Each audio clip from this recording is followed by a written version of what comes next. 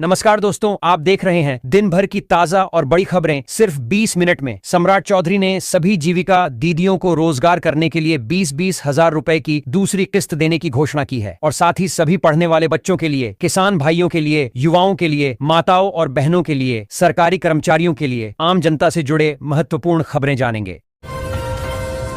बिहार की राजधानी पटना में अब मांस कारोबार को आधुनिक और स्वच्छ व्यवस्था से जोड़ा जाएगा। पटना नगर निगम बिहार का पहला अत्याधुनिक क्लोज्ड एनवायरनमेंट स्लॉटर हाउस बनाने जा रहा है। इस परियोजना के जरिए खुले में पशुवध और असुरक्षित तरीके से मांस बिक्री पर रोक लगाने की तैयारी है। बिहार सरकार ने राज्य में पुलिस व्यवस्था को मजबूत करने के लिए 8 जिलों में नए हाईटेक थाना भवनों के निर्माण को मंजूरी दी है। इन परियोजनाओं पर 66 करोड़ रुपए से अधिक खर्च होंगे, जिससे कानून व्यवस्था और जनसुरक्षा बेहतर होगी। भारतीय क्रिकेटर ईशान किशन को आईसीसी टी20 विश्व कप 2026 में उनके शानदार प्रदर्शन के लिए बिहार सरकार ने 1 करोड़ रुपए का पुरस्कार दिया है। मुख्यमंत्री सम्राट चौधरी ने उन्हें यह सम्मान प्रदान किया। मुख्यमंत्री सम्राट चौधरी शुक्रवार को नो व्हीकल डे मनाते हुए अपने सरकारी आवास से पैदल सचिवालय पहुंचे। यह कदम ईंधन संरक्षण और पर्यावरण सुरक्षा के प्रति उनकी प्रतिबद्धता को दर्शाता है। उन्होंने पहले भी लोगों से अपील की थी। बिहार में 91.25 लाख पेंशन भोगियों ने जीवन प्रमाणीकरण करा लिया है। शेष पेंशनधारी 30 मई तक पंचायत शिविरों या कॉमन सर्विस सेंटर पर निःशुल्क जीवन प्रमाणीकरण करवा लें ताकि पेंशन मिलती रहे। पेट्रोल और डीजल की कीमतों में प्रति लीटर 3 रुपए की बढ़ोतरी के बाद बिहार में राजनीतिक माहौल गर्मा गया है। सरकार ने इस वृद्धि के लिए अंतर्राष्ट्रीय परिस्थितियों और खाड़ी देशों में जारी युद्ध को जिम्मेदार ठहराया है। भोजपुर बक्सर एमएलसी उपचुनाव में राजद की जीत के बाद तेजस्वी यादव ने बैलेट पेपर से चुनाव कराने की मांग दोहराई है। उन्होंने कहा कि अगर चुनाव बैलेट पेपर से हों तो बीजेपी कहीं टिक नहीं पाएगी, जिससे बिहार की राजनीति में नई बहस छिड़ गई है। बिहार सरकार वित्तीय वर्ष 2026 से 27 में 72,901.31 करोड़ रुपए का कर्ज लेने जा रही है, जो मूल बजट अनुमान से काफी अधिक है। चुनावी घोषणाओं और सीमित राजस्व के कारण बढ़ते खर्च से राज्य पर कुल देनदारी 4.3 लाख करोड़ रुपए तक पहुंचने का अनुमान है। भागलपुर के तिलका मांझी बस डिपो को प्रधानमंत्री इलेक्ट्रिक बस योजना के तहत आधुनिक इलेक्ट्रिक बस टर्मिनल में बदला जाएगा। इसके लिए बिहार भवन निर्माण निगम लिमिटेड ने 11.71 करोड़ रुपए का टेंडर जारी किया है, जिसमें 50 इलेक्ट्रिक बसों के संचालन की सुविधा होगी। बिहार सरकार ने हाल ही में भारतीय प्रशासनिक सेवा के वरिष्ठ अधिकारियों का बड़े पैमाने पर तबादला किया है। इस फेरबदल में डीडीसी, कमिश्नर से लेकर अपर मुख्य सचिव स्तर तक के अधिकारी शामिल हैं। मुजफ्फरपुर के डीएम सुब्रत कुमार सेन ने किसानों से, चाहे उनके पास कम जमीन हो, अनिवार्य रूप से फार्मर रजिस्ट्री कराने का आग्रह किया है। राजधानी पटना के मुसल्लहपुर हाट में ब्लैकआउट के दौरान मसाला कारोबारी पिंटू कुमार की हत्या ने बिहार की राजनीति गरमा दी है। तेजस्वी यादव ने कानून व्यवस्था पर सवाल उठाते हुए उच्चस्तरीय जांच की मांग की है। बिहार सरकार ने उद्योगों को बढ़ावा देने के लिए बियाडा की जमीन आवंटन व्यवस्था में बड़ा बदलाव किया है। अब औद्योगिक इकाइयों को 30, 60 या 90 वर्ष की अवधि के लिए रियायती दर पर जमीन लीज पर मिल सकेगी, जिससे निवेश को गति मिलेगी। केंद्रीय चयन परिषद ने 35,695 सिपाही आवेदन रद्द किए हैं, जिनके नाम वेबसाइट पर प्रकाशित किए गए हैं। साथ ही 33वीं बिहार न्यायिक सेवा परीक्षा 3 जून को 173 पदों के लिए पटना में आयोजित होगी। पूर्णिया के सांसद पप्पू यादव नाव से भागलपुर पहुंचे और विक्रमशिला पुल के आंशिक रूप से टूटने के बाद सरकार पर सवाल उठाए। उन्होंने पुल की मरम्मत न होने और जनता को हो रही परेशानी के लिए सरकार व निर्माण कंपनियों को जिम्मेदार ठहराया। रेलवे भर्ती बोर्ड ने असिस्टेंट लोको पायलट के 11,127 पदों पर भर्ती के लिए आवेदन प्रक्रिया शुरू की है, जिसकी अंतिम तिथि 14 जून 2026 है।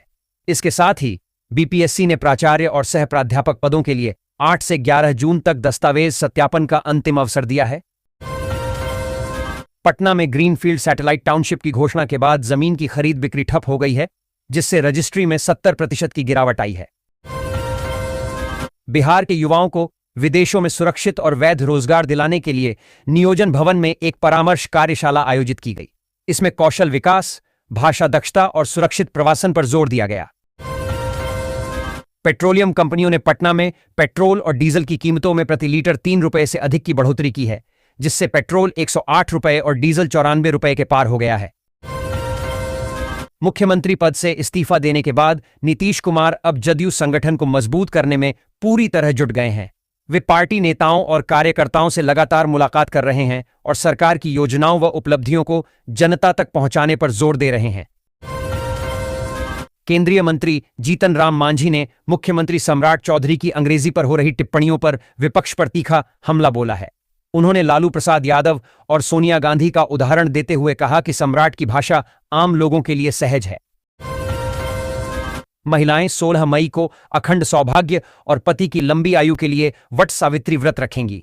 इस बार भरणी कृत्तिका नक्षत्र, सौभाग्य योग, शनैश्चरी अमावस्या और शनि जयंती का विशेष संयोग बन रहा है, जिससे इसका महत्व और बढ़ गया है।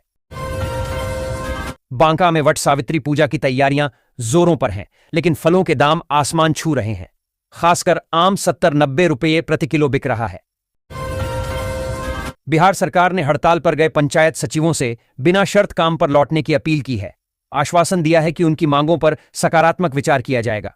पंचायती राज विभाग के सचिव मनोज कुमार ने बताया कि हड़ताल से महत्वपूर्ण सरकारी कार्य बाधित हो रहे हैं।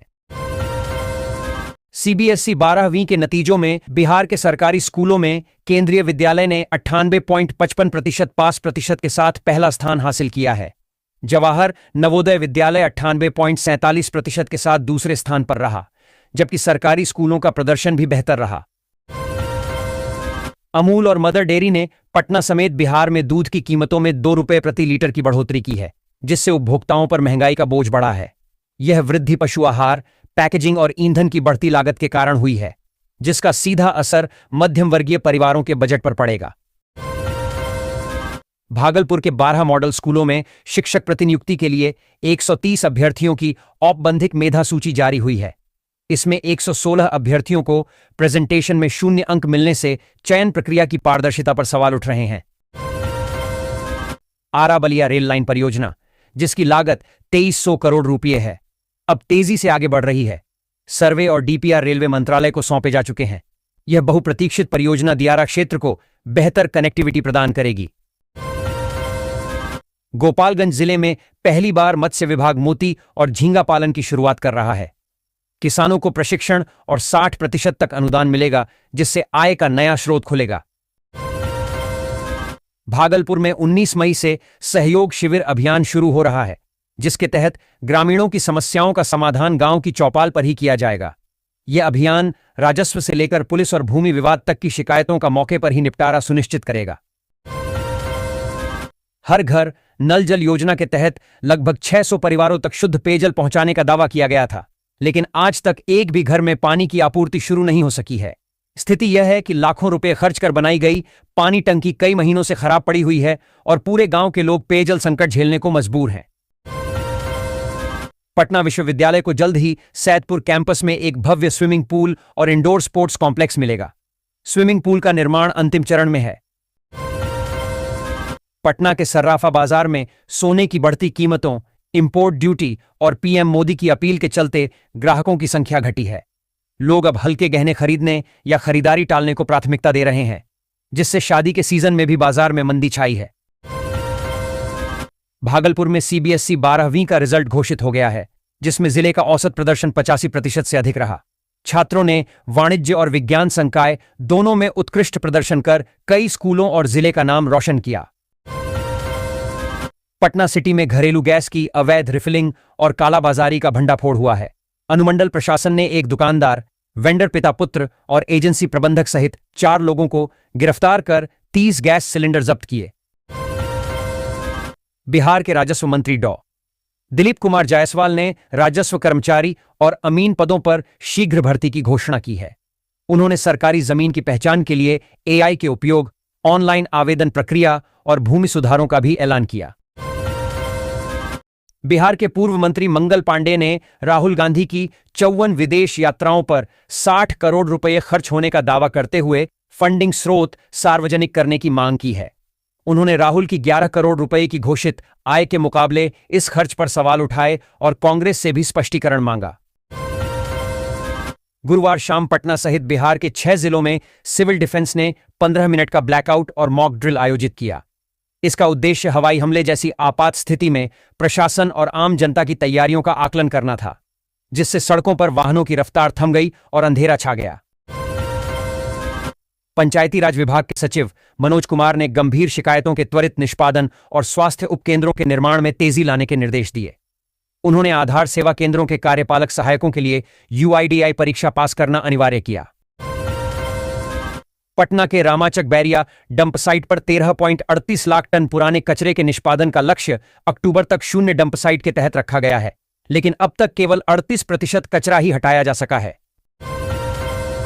सीतामढ़ी की महुआवा ग्राम पंचायत को जलवायु कार्रवाई विशेष में देश भर में तीसरा स्थान मिला है। पर्यावरण संरक्षण, ऊर्जा बचत और जल प्रबंधन में उत्कृष्ट कार्यों के लिए मुखिया संजीव भूषण को नेशनल पंचायत अवार्ड 2026 से सम्मानित किया जाएगा। पटना के प्रमंडलीय आयुक्त अनिमेश कुमार पराशर ने मानसून से पहले जल जमाव रोकने के लिए सख्त निर्देश दिए हैं। 1 जून से सड़कों और नालों की विशेष जांच होगी। बिना 9C सड़क काटने पर FIR और लापरवाही पर कार्रवाई की जाएगी। गृह मंत्रालय के निर्देश पर पटना समेत बिहार के 6 जिलों में हवाई हमला और ब्लैकआउट का मॉक ड्रिल होगा। शाम 7 बजे 15 मिनट के लिए बत्ती गुल रहेगी, जिसमें आम जनता से सहयोग की अपील की गई है।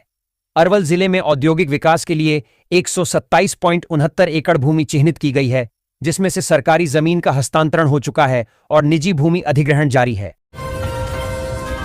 ईंधन पर निर्भरता कम करने, पर्यावरण को बचाने और प्रदूषण कम करने की दिशा में बिहार के मुख्यमंत्री सम्राट चौधरी के नेतृत्व में राज्य कैबिनेट ने बड़ा फैसला लिया है। कैबिनेट ने बिहार इलेक्ट्रिक वाहन नीति 2026 फीट को हरी झंडी दे दी है। इस नई नीति का मुख्य उद्देश्य राज्य में पेट्रोल डीजल पर निर्भरता कम करना और महिलाओं को सशक्त बनाना है। डीएम डॉ त्यागराजन SM ने पटना में फार्मर रजिस्ट्री अभियान की समीक्षा की। अधिकारियों को लापरवाही पर सख्त कार्रवाई की चेतावनी दी। बिहार के सामान्य प्रशासन विभाग ने मुख्यमंत्री और 7 मंत्रियों के लिए नए आप्त सचिवों की नियुक्ति की घोषणा की है। मुख्यमंत्री सम्राट चौधरी के आप्त सचिव के रूप में रणजीत कुमार को नियुक्त किया गया है, जिससे प्रशासनिक कार्यों में तेजी आने की उम्मीद है। बिहार सरकार निजी स्कूलों को दिए जाने वाले अनापत्ति प्रमाण पत्र NOC के प्रावधानों में 36 साल बाद 3 नई शर्तें जोड़ने जा रही है। विक्रम में बुधवार सुबह NH139 और SH2 पर 10 किलोमीटर लंबा महाजाम लग गया, जिससे स्कूल बसों और कार्यालय जाने वाले लोगों को भारी परेशानी हुई।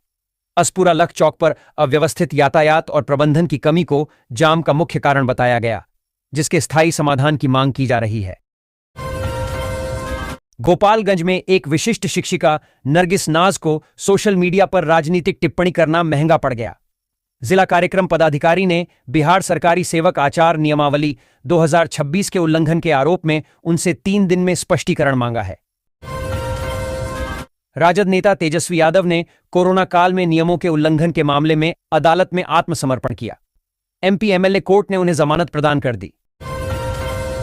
बिहार सरकार बाबा गरीबनाथ मंदिर के विकास की बड़ी तैयारी कर रही है, जिसके तहत पर्यटन मंत्री केदार प्रसाद गुप्ता ने विस्तृत कार्य योजना बनाने का निर्देश दिया है।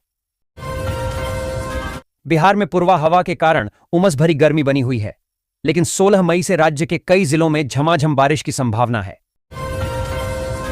मोकामा के मोर गांव में मोर स्टेशन जाने वाली सड़क पर बन रहा नाला बुधवार रात आंधी बारिश में ढह गया, जिससे यात्रियों और ग्रामीणों को आवाजाही में परेशानी हो रही है। ग्रामीणों ने निर्माण कार्य की गुणवत्ता पर सवाल उठाए हैं और जिला पार्षद ने भी लापरवाही को कारण बताया है। बिहार सरकार ने मंत्रिमंडल की कार्यशैली में बदलाव किया है। अब मंत्री अपने विभाग का एजेंडा स्वयं प्रस्तुत करेंगे। मुख्यमंत्री सम्राट चौधरी की पहल पर यह नई व्यवस्था 13 मई की कैबिनेट बैठक से शुरू हुई है, जिससे मंत्रियों की जवाबदेही बढ़ेगी। आधार संबंधी काम के लिए घंटों इंतजार से निजात मिली है। घर बैठे विभाग के साइट पर जाकर ऑनलाइन स्लॉट बुक कर सकते हैं। इतना ही नहीं, QR कोड को स्कैन करके भी ऑनलाइन अपॉइंटमेंट लिया जा सकता है। इस व्यवस्था से आधार सेवा केंद्र पर घंटों इंतजार से राहत मिलेगी। प्रमंडलीय आयुक्त अनिमेश कुमार पराशर ने पटना में यातायात प्रबंधन और अतिक्रमण उन्मूलन अभियान की समीक्षा की। उन्होंने पटना जंक्शन और हथुआ मार्केट को अतिक्रमण मुक्त करने तथा अवैध वसूली करने वालों पर कार्रवाई के निर्देश दिए। शहर के समग्र विकास और यातायात व्यवस्था को सुदृढ़ बनाने की दिशा में एक बड़ी पहल करते हुए नगर परिषद द्वारा प्रस्तावित 5 महत्वपूर्ण सड़क परियोजनाओं को प्रशासनिक स्वीकृति मिल गई है। बिहार एसटीएफ ने मुजफ्फरपुर के टॉप 10 वांटेड अपराधी नागेंद्र सहनी को कांटी थाना क्षेत्र से गिरफ्तार किया है। वह 2017 से आर्म्स एक्ट सहित डकैती और हत्या के प्रयास जैसे गंभीर मामलों में वांछित था। दानापुर रेल मंडल ने यात्रियों की सुविधा के लिए हावड़ा पटना वंदे भारत एक्सप्रेस का जमुई स्टेशन पर प्रायोगिक ठहराव देने का फैसला किया है। यह नई व्यवस्था 15 मई से लागू होगी, जिससे जमुई और आसपास के क्षेत्रों के यात्रियों को सीधा लाभ मिलेगा। नीट यूजी साल्वर गैंग मामले में मुजफ्फरपुर का कनेक्शन सामने आया है, जिसमें हथौड़ी, बोचहां और अहियापुर के 3 युवक सक्रिय सदस्य पाए गए हैं। सीबीआई ने जांच अपने हाथ में ले ली है और अब तक आधा दर्जन से अधिक आरोपी गिरफ्तार हो चुके हैं, जिनसे 50-60 लाख रुपये प्रति छात्र वसूलने की तैयारी थी। राजधानी के चिड़ियाघर में अब आगंतुकों को हाईटेक सुविधाएं मिलने लगी हैं। पर्यटकों की सुविधा और भीड़ नियंत्रण को ध्यान में रखते हुए जू प्रशासन ने आधुनिक डिजिटल टिकट कियोस्क मशीन लगाने की शुरुआत की है। पंजाब के लुधियाना में आवारा कुत्तों के झुंड ने बिहार के एक मजदूर रामेश्वर को नोच नोच कर मार डाला। यह घटना रात में खेतों की ओर जाने के दौरान हुई, जिससे इलाके में प्रशासन के खिलाफ रोष है। भारत नेपाल की खुली सीमा अररिया में सुरक्षा चुनौती बन गई है, जहां तस्कर नशीले पदार्थ और अन्य सामानों की तस्करी कर रहे हैं। राजस्व एवं भूमि सुधार सचिव जय सिंह ने फार्मर रजिस्ट्री सत्यापन कार्यों को तेज गति से पूरा करने का निर्देश दिया है। गुरुवार को समीक्षा बैठक के दौरान उन्होंने कई और निर्देश दिए। मुख्यमंत्री ने सुल्तानगंज के दिवंगत कार्यपालक पदाधिकारी कृष्ण भूषण कुमार के परिवार से मुलाकात की। उन्होंने पत्नी शालू कुमारी को सरकारी नौकरी और हर संभव सहायता का आश्वासन दिया। बिहार सरकार ने हाजीपुर में देश के तीसरे national institute of food technology, entrepreneurship and management NIFTEM की स्थापना के लिए 100 एकड़ भूमि को मंजूरी दी है। पुणे मंडल में रेल परियोजना कार्य के कारण 16 और 17 मई को पुणे दानापुर स्पेशल ट्रेन रद्द रहेगी। रेलवे ने यात्रियों से यात्रा से पहले ट्रेन का स्टेटस जांचने की अपील की है, ताकि असुविधा से बचा जा सके। विक्रमशिला सेतु क्षतिग्रस्त होने के बाद शुरू हुई भागलपुर में मुफ्त नाव यात्रा शुक्रवार से समाप्त हो जाएगी, जिसके बाद यात्रियों और वाहनों को गंगा पार करने के लिए शुल्क देना होगा। मालमास मेला के लिए यात्रियों की बढ़ती भीड़ को देखते हुए पूर्व मध्य रेल ने राजगीर और हावड़ा के बीच एक स्पेशल ट्रेन चलाने का फैसला किया है। इसके साथ ही हावड़ा मोकामा एक्सप्रेस में भी एक अतिरिक्त साधारण श्रेणी का कोच जोड़ा जाएगा, जिससे बिहार के कई जिलों के यात्रियों को राहत मिलेगी। अररिया में आपातकालीन स्थितियों से निपटने की तैयारियों को परखने के लिए बुधवार शाम 7 बजे से 7:10 बजे तक 10 मिनट का ब्लैकआउट मॉक ड्रिल होगा। इस दौरान शहरी क्षेत्रों में बिजली आपूर्ति बंद रहेगी। सेंट पॉल स्कूल भागलपुर में जॉनल चेस प्रतियोगिता का सफल समापन हुआ, जहां छात्रों ने अपने खेल कौशल का प्रदर्शन किया। माउंट असीसी स्कूल के छात्रों ने 20 स्वर्ण और 10 रजत पदक जीते। प्रतियोगिता ने खेल भावना और मानसिक विकास को बढ़ावा दिया। बाढ़ के इब्राहिमपुर नया टोला स्थित प्राथमिक विद्यालय में प्रभारी शिक्षक क्लासरूम में सोते पाए गए, जबकि बच्चे मैदान में क्रिकेट खेल रहे थे। इस घटना का वीडियो वायरल होने के बाद ग्रामीणों में नाराजगी है और शिक्षा विभाग ने जांच का आश्वासन दिया है। कटिहार के मनिहारी प्रखंड में एक 55 वर्षीय व्यक्ति और 21 वर्षीय युवती की अनोखी प्रेम कहानी सामने आई है। ग्रामीणों ने उनके रिश्ते को स्वीकार कर मंदिर में विवाह संपन्न कराया, जो इलाके में चर्चा का विषय बन गया है। पथ निर्माण मंत्री कुमार शैलेंद्र ने बिहपुर में सड़क चौड़ीकरण, बाढ़ नियंत्रण और जाह्नवी चौक, राघोपुर के पास मरीन ड्राइव व रिवर फ्रंट बनाने की घोषणा की। बिहार कांग्रेस ने विरोधी गतिविधियों और अनुशासनहीनता के आरोप में 3 नेताओं राशिद फाखरी, ओंकार शक्ति और चंदन सिंह को 6 साल के लिए पार्टी से निष्कासित कर दिया है। यह कार्रवाई प्रदेश अध्यक्ष राजेश राम के निर्देश पर की गई, जिसमें संगठन में अनुशासन बनाए रखने पर जोर दिया गया है।